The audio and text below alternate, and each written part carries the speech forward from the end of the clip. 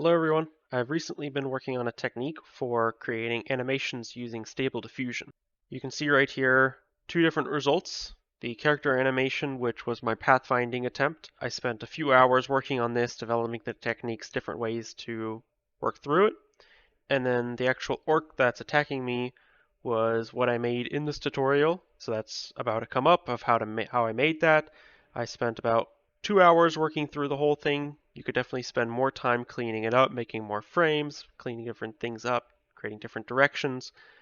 So it really depends. This was without a character LoRa.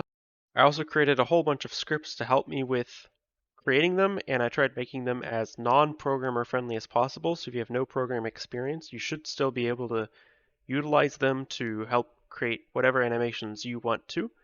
So if you want to figure out how I did it and how you could do this yourself, then stay tuned and I will go over everything. So the original idea for this came from XYZ on the Stable Diffusion subreddit, who showed off a technique for using a turntable LoRa and OpenPose to get consistent characters without a specific character embedding. And I sort of modified this technique and extended it beyond and created some helper scripts to really allow for these larger scale animation sprite sheets to be generated. So the GitHub that I mentioned, it's linked down below. Here are all of these scripts and a README to how to run it, but it's a little more difficult to explain this kind of thing in text. So I will just be running through, going down the list and showing exactly how you would go about running this. So the first thing that you want to do is you want to download the code. So you can either download the zip or you can click git clone it. So I run it to here, git clone, and I've got the files here completely raw like before. The next thing you'll want to do is install all the pip packages that you need. If you don't have them, it's pip install OpenCV-Python, NumPy, and RemBG. I believe that's all of them. If it complains about more, just Google it and install what it tells you. There's also an interpolation that I'm running locally. This is not required, it's optional. Things were a little more difficult with this one. I had to make a Anaconda environment with Python 3.11 and install TensorFlow and TensorFlow Hub in there along with these three. But I'll explain that in more detail once we actually get to that part of the tutorial. So to initialize the workspace, there's a few things. So the first thing that we have to do is we need to move this over. We need to create a folder in here called Workspaces. And then we need to make a folder 000 is currently the default. And if we open up in here, there's also this file called settings.py. This is our main place. This is where it expects to find certain things. So this is setting our workspace to workspaces 000. If you want to pass it a different folder, then, and I actually mistyped this, workspaces 000. And if it doesn't find it, it'll like try to create folders and look in there and it won't find things. So you need to make sure that you name things properly and you tell it where it is. Then when we move on, we need to create a folder, a poses folder in our workspace. So in the 000, we need to create a folder called poses. And I actually have one already created. So I'm just going to copy paste this into here. Now this is going to have your OpenPose poses for the ControlNet in the automatic 1111 UI. So I have in here, I have what's called this turntable. So this is going back to this Reddit post. This is what this user was using. But I also have specific ones like a stand. This is just like my idle animation. And then we have a walk 1, 2, 3, 4, 5, and 6. So this is where my actual animation is going to come from. So all of these are just thrown into a poses folder within here. So we also need to create this turntable.png pose picture. This is a sort of specific one that it looks for. The name of this is in settings.py if you want to change it to something else. And then we need to create a reference image. So this is where we're going to first come in and start doing some things. So this is where we get into Stable Diffusion. So I have my prompt here, and I am using this LoRa embedding.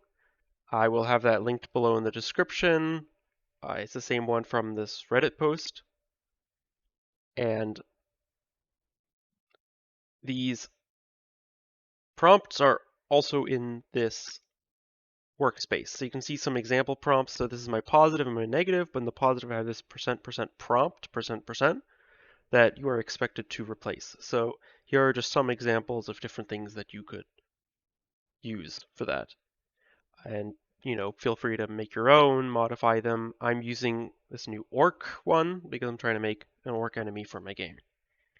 So at the beginning, I start with just a gray background and I have inpainting filled to 100%. I'm going to turn up my CFG scale, make my batch to 8 to see different variants, and I'm also going to have my sampling steps fairly low because we're just going to want to churn through a whole bunch of iterations right now. I have my ControlNet 0, ControlNet 1 is disabled. I have this one enabled, no preprocessor because we already have the poses. And I have this open pose FP16 enabled on low VRAM. And my weight set to 1.0. So I can go through and I can generate a few. Now this one will not actually be in our final sprite sheet or animation. This is just deciding what they look like, and this will inform all of our other generations what kind of image or what kind of orc, what we want them to look like, and the kind of thing to make. So I'm going to go through and I'm going to make what I want, and when we get into some interesting sections, we'll catch back up and I'll explain them all for you.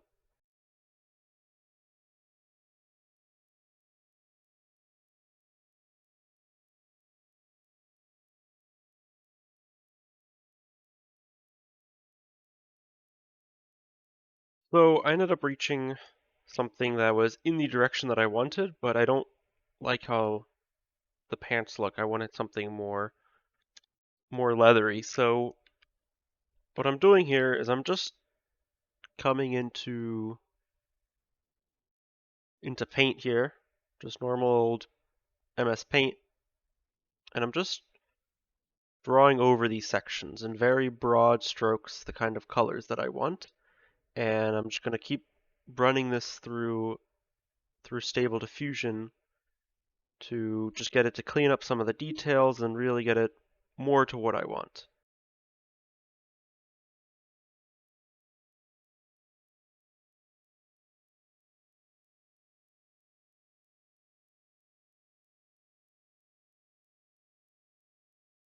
So I've reached something here where I'm fairly happy now with the results, but the one thing that I wanted is I wanted this guy on the right to face backwards.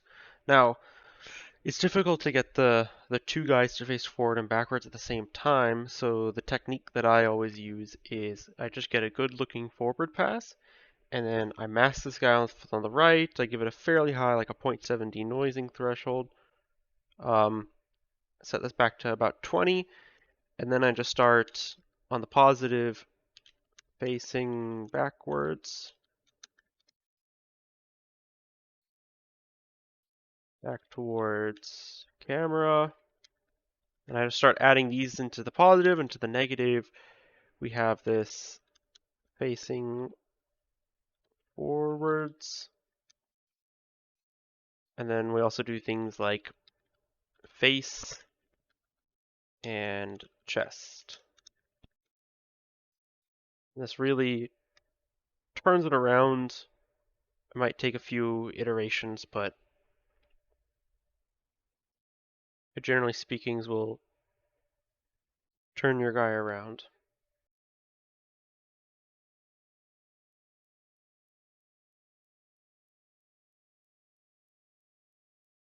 So I have something now that I'm pretty happy with, and it is important to take your time and making sure it's exactly what you want, because this will inform the rest of the process, what kind of character to make, how to make it. So if you spend your time to make this really nice and what you want, then it will help you down the line. But there's one last thing to do, and that's the faces. I'm not happy with how these are. Now, one of the things, little tricks to do is to fix the faces. You just click on one of the faces and you do this only masked button, and it will really zoom in and try to fix up that face and create you. I right now have 4 variants at 0.1 with 50 sampling steps, and we'll really try to polish up that face and really give it lots and lots of details. So I'm going to go through and I'm going to get these faces all fixed up.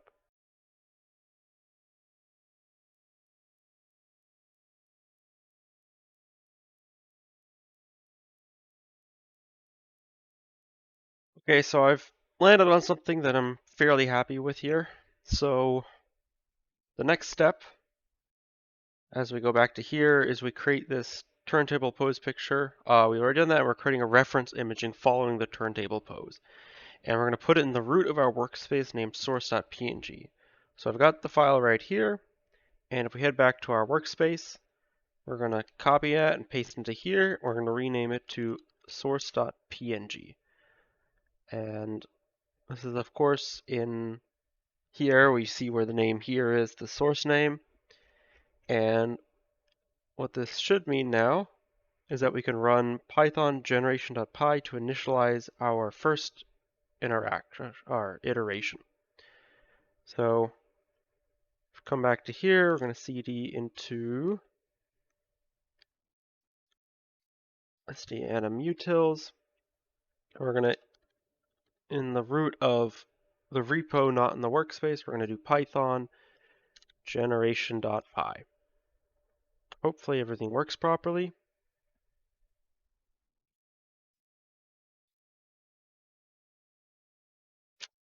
And if we look here, it created our stripped version, so it stripped the background, and then also made us this clean one where it puts on a gray background. And we also have this iter00 folder, which is what the README tells me should happen. We should see a 000 folder. If we look inside, pull up a side by side. If you look inside, it should house a suite of folders, which we see in here, and they all correspond to different pose names. So we had the stand and walk 1 through 6 pose PNG files. So now we see a folder in there, and we don't have the turntable folder because this is like a root for all of our images.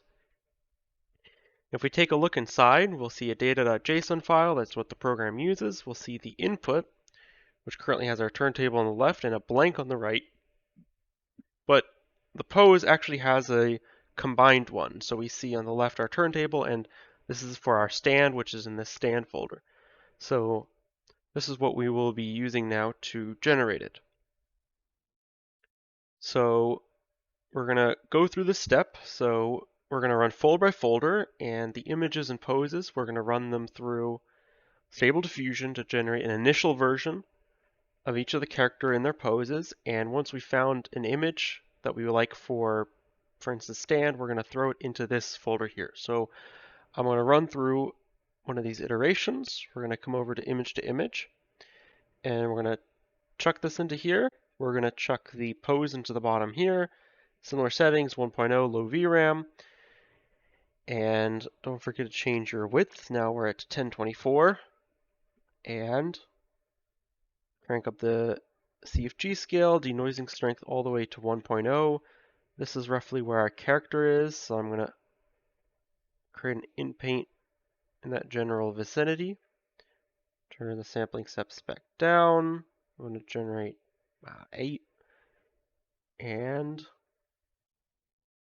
remember to check this back to whole picture because we weren't painting the faces, and let's generate, and we'll see what it makes.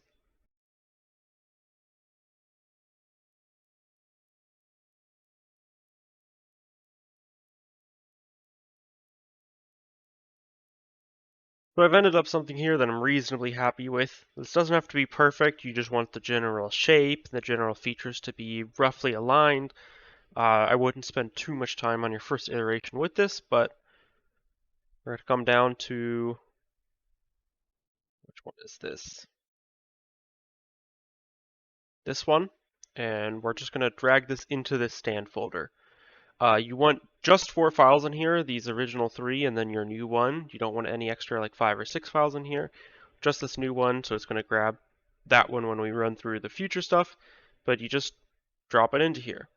Now, when we go to the second one thing that I highly recommend is instead of starting from scratch, since you already have something that you reasonably like, I would just pull this into here. You pull your pose for your next walk animation into here, potentially even crank up this weight, and paint over it, maybe even just starting with the legs here at the bottom, and give it a decent amount of denoising strength, something like a 0.7, and you just start running through and you start morphing it into the next frame. So it can go ahead and keep some of your features. Oops, I had only masked in, make sure to do the whole picture, but really start to bring over features and just start to move some of the limbs.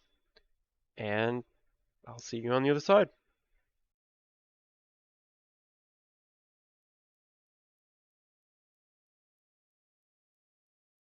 Okay, so I've ended up something here with roughly, more towards the pose, but the issue is that these legs are not in the correct order that I want. So what I'm going to be doing is I'm just going to be pulling them into paint, and I'm going to do very broad sort of what I want. So I'm going to be grabbing this color, and we're going to be sort of just drawing in the front line here, the front leg here, and we're going to then pull in this almost like background green, a little bit too dark, and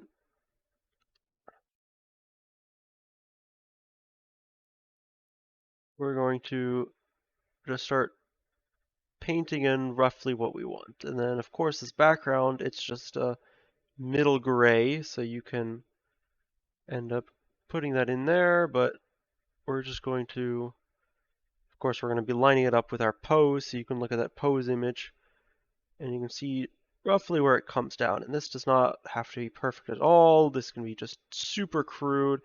You're just giving the AI that general hump that it needs to get to where it needs to go. We're going to grab this, we're going to throw this back into Stable Diffusion. We're just going to look at this leg section, do something like a 0.4 denoising strength, and we're going to run it through.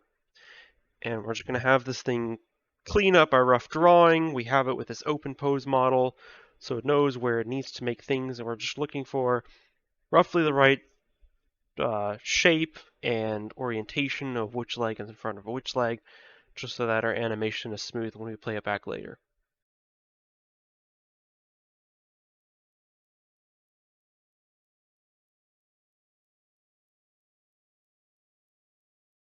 Okay, so I've now managed to clean this up, get the rough feet and the shape and everything. The face is not perfect, but roughly what I want, good enough for our first iteration here.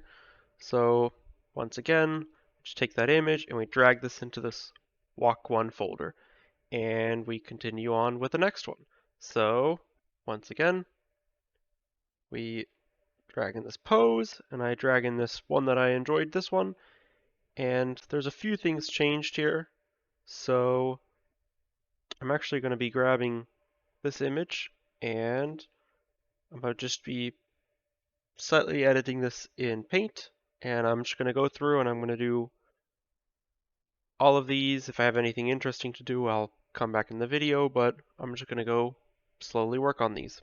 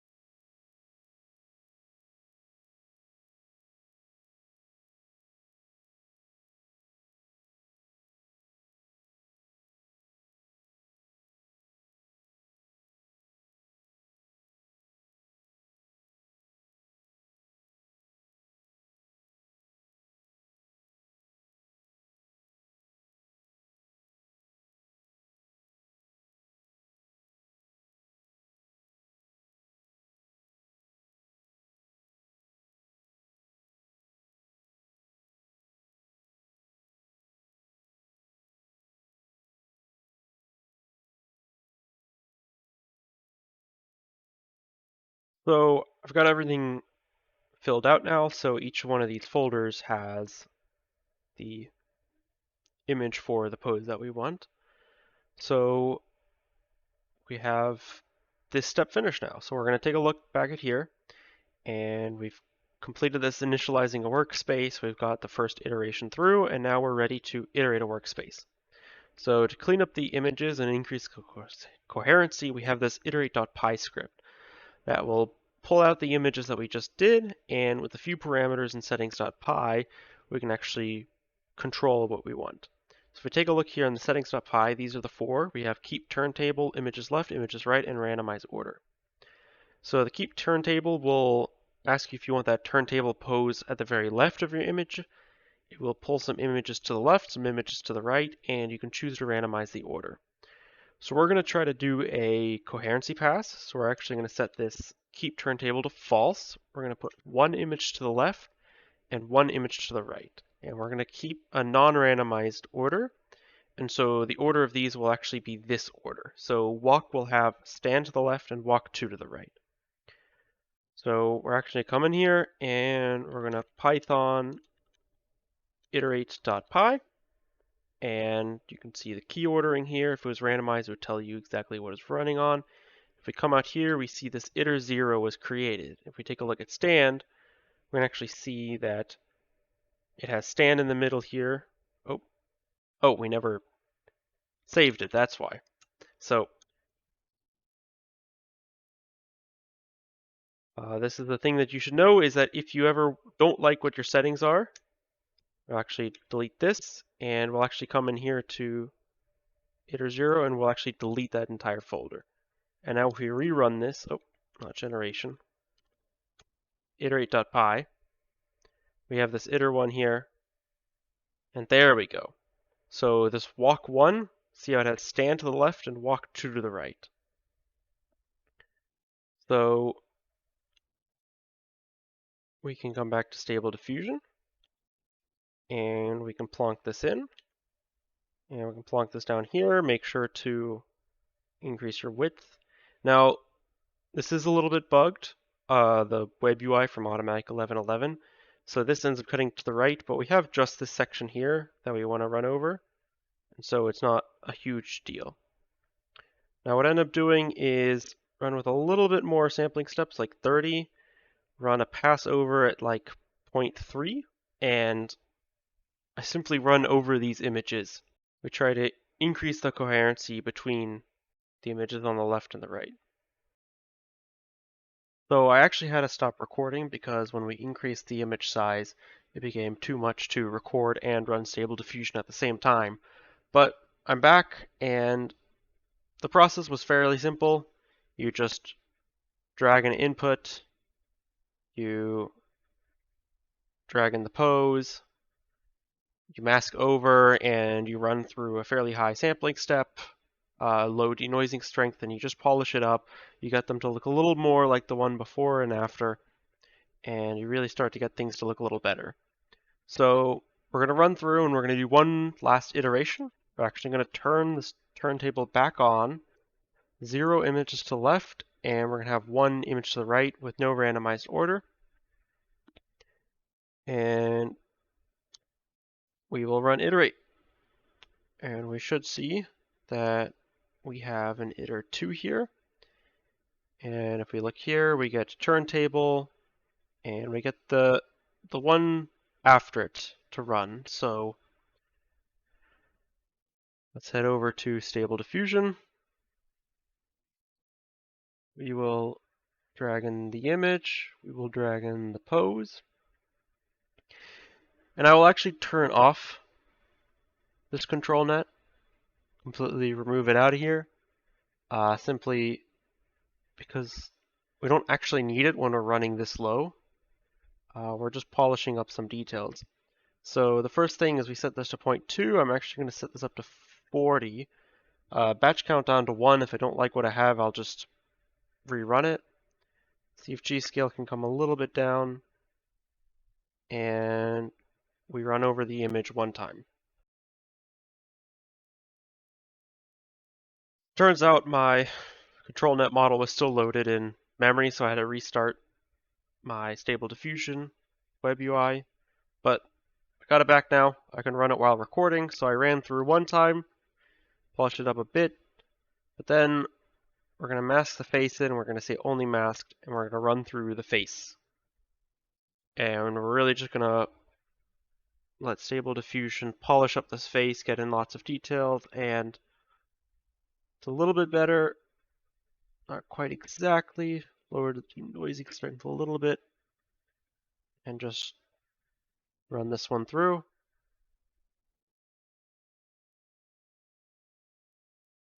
And that seems pretty good. So we're going to save it. We're going to come to the next one. Drag this in. Reset.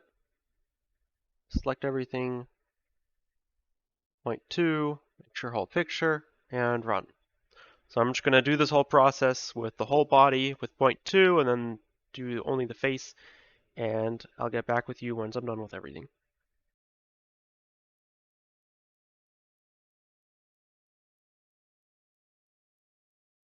And here we have it. I have gone through and I'm pretty happy with the result. So now we can move on to extracting and cleaning. So the first thing we can do is we can do Python extract.py. And what this will do is we come into our workspace. We now have this extracted folder and has all of our animations extracted. So we can actually take a look at how he walks around, which I think it's a decent result, given how much time I spent on this. Of course, you can spend more time and you can polish this up, go through a few more iterations, make them look more similar, really have them move around with a ControlNet. But for what I want, this is pretty good. And then, oops, stupid Windows, we can run Python clean.py. What this does is makes this clean folder, and it grabs them all, and it will remove the background and then put them onto a clean background. The clean background is later used for interpolation if you wanted to. So we can see it goes through and it does each one of them. Now we move on to interpolation. This is an optional thing that you can do. I have a local version of one working. You can use different things like Runway ML has one. I haven't used it, but it seems decent from what I've looked at. However, when I was just in my base installation in 3.9, Python 3.9, things were a little finicky. So I ended up because it uses TensorFlow and the TensorFlow and it doesn't like things, so activate interp. So I ended up making an Anaconda environment. So I had a Python 3.11. I installed the TensorFlow and TensorFlow Hub along with these three to have it in my installation. Now, to actually use the interpolation, I tried making everything as programmer friendly as possible, but this one, was a little bit weird and difficult to get in. So you can, to interpolate, come down to where it starts. Here are where your different options are. So for iterations, this will run 2 iterations, so it'll find a middle frame between each frame pairing per iteration, and then it'll run it again, including your interpolated frames. So if we open up Paint here, let's say you have these frames here, and these are frames that we just made. So this is, run 1, run 2, run 3. So we have 1, 2, and 3. If we run for 1 iteration, it'll create an interpolated frame between those. If we run it for 2 iterations, it'll run the first iteration will create these red, and then it'll actually create 2 extra interpolations in between. And so you'll end up with 4 times as many with 2. So 2 equals 4x the frames. If we run it for 3 iterations, you'll get 8x the frames. For 4 interpolations, you'll get 16x. I recommend sticking between 1 and 3. 2 is normally the sweet spot for me, where it allows it to really spread it out. So the other setting is loop interpolation. And this is if you have a cyclical animation. So for instance, we have with our run animation, this is actually what we want. If you had something like an attack where you had a start and an ending, it'll interpolate between the start and the end. But if you have this loop interpolation set to true, it'll take your last and your first frame and it'll interpolate between those and put them at the end so that you have a nice smooth loop. The last thing, so then we have interpolation folder and we have to interpolate. So in my case, I actually want to have these custom things because if you notice we have a stand here, but then we have this walk. We don't actually want the stand to be in our animation that we interpolate. So I have return walk in file name. If you wanted to, you in theory could make a walk subfolder and you could create a folder here and put walk and you put the frames into there. I haven't actually tested that, but in theory you should be able to, but I have this just return walk and file name, so it only grabs the files with walk in their name. So then if we run this python interpolate.py, we'll actually go through and it'll interpolate all of them. And this does take a little while to run, so I'm just going to let this run and I'll see you on the other side. So it's now finished the interpolation. Some of them ended up a little bit scuffed, but we're just going to try this for now. We're going to see how it turns out, and we're just going to make the sprite sheet. So if we head over to the sprite sheet, there's a few settings up here. We have this skip existing. This will just not remove the background for those that already have a background removed. If you want to rerun the interpolation, you might need to set this to false to then have it override and recreate you these blank background ones. We have this max width and resize, so you can resize the images. So if you set it to 0.5, they'll have half the width and half the height when it puts into the sprite sheet. And if you have max width, it'll start creating extra rows to not exceed this width. This width right here is because Godot has a max width on sprite images. So these are the settings that I want. I'm actually going to turn this to 0.5. And then we can run python spritesheet.py, and it'll go through and it'll create us the clear backgrounds. And once it's done all that, it'll create this little sprite sheet picture. And there we have it. We have sheet.png, and so now this is our full sprite sheet that we generated from our images.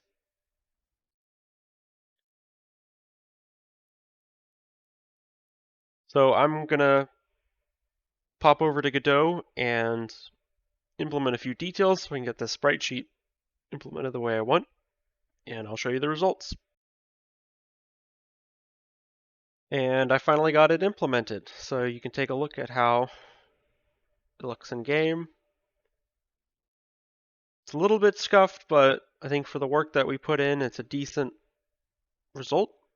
And you can, of course, in your own project, spend some more time working on it, refining it, making it exactly what you want, getting it so that the interpolate looks better, or using a better interpolator, and you can make some really clean animations with this.